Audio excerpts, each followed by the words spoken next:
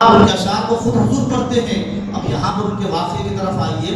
حضرت سعدی شیرازی رحمۃ اللہ علیہ کے خواب میں سرکار دو عالم صلی اللہ علیہ وسلم تشریف لائے اور حضور نے پوچھا کہ اے سعدی، مسکرا کے حضور نے کہا اے سعدی تو وہ کیا اشعار میرے جیسا پڑھ کے سناؤ،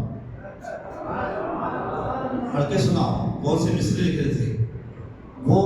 ابھی ظاہر سی بات ہے، دیکھیے کوئی بھی شعر یاد نہیں ہے تو انسان کیا کرتے ہیں، ایک رنجیدہ پن آ جاتا ہے، ایک بات آپ کو آتے آتے بھول جاتے تو آپ خود کیا کرتے ہیں، شرم محسوس کرتے نا۔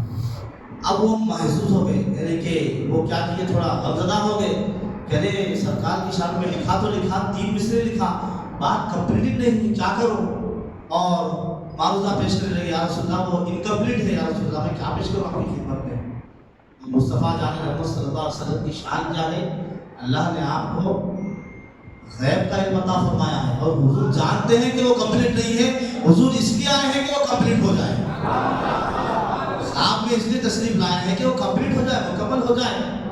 اور اس اشعار کی شان دیکھیے کیا ہے کہ انہوں نے جو ہے نا وہ کلام پڑھنا شروع کیا، وہ مصرے پڑھنا شروع کیے، انہوں نے عرض کیا بلغ العلا بکمالہ، سرکار مسکرا کر سرکار مسکرانے لگے سن کر، کیونکہ حضور کی تعریف جب حضور کے سامنے کرتے تھے حضور مسکراتے تھے، خوش ہوتے تھے۔ حضرت حسان بن ثابت رضی اللہ تعالیٰ عنہ کے لیے حضور منبر پر ان کو بٹھا کر نعت شریف سنا کرتے تھے، تو نعت شریف سننا خود حضور کی سنت ہے اور سنانا صحابہ کرام کی سنت ہے۔ تو حضرت سعدی رحمۃ اللہ علیہ عرض کرتے ہیں بلغ العلا بکمالہ، حضور مسکرا کر اس کو سن لیے۔ اس کے بعد انہوں نے کہا کشفت دجا بجمالہ، یا رسول اللہ یہ آپ کے سامنے پیش کر رہا ہوں، حسنت جمیع خصالہ، یہاں تک پڑھ کر رک گئے۔ حضور اکرم صلی اللہ علیہ وسلم نے فرمایا سعدی یہ کہہ دو اس کے ساتھ، یہ شامل کر دو صلو علیہ وآلہ، اب یہ جا کر کمپلیٹ ہوا جاتا ہے۔ تو بلغ العلا بکمالہ، کشفت دجا بجمالہ، حسنت جمیع خصالہ، صلو علیہ وآلہ، یہاں پر یہ جو صلو علیہ وآلہ ہے وہ خود حضور اکرم صلی اللہ علیہ وسلم نے عطا فرمایا۔ تو آئیے ہم نعت شریف کے آخری مصرے کی طرف چلتے ہیں۔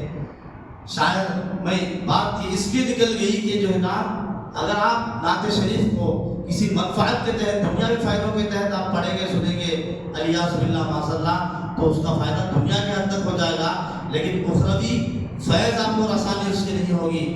ہاں اگر آپ کے دل میں عشق مصطفیٰ کی موجیں مار رہی ہے تو جہاں پر حضرت سعدی کو سرکار کا دیدار ہو گیا وہاں پر ہمارے روڑا مسجد نگر کے اہلیان روڑا مسجد نگر کو بھی یقیناً حضور کا دیدار ہو جائے گا۔